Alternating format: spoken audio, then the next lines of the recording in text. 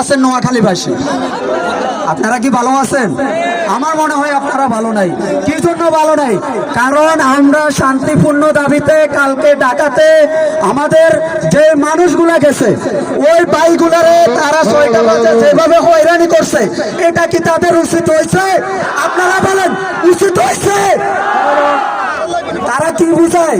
বাড়ির গাড়াকে চাইলে কুত্তা যেরকম কেউ কেউ করে, কুমিল্লাবাসী এটা দেখাচ্ছে কেউ কেউ কেউ করছে।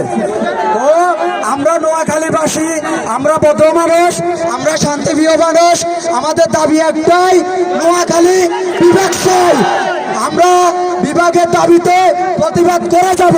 কুমিল্লাবাসীকে বলতে চাই, তালবাল করে চলবে না।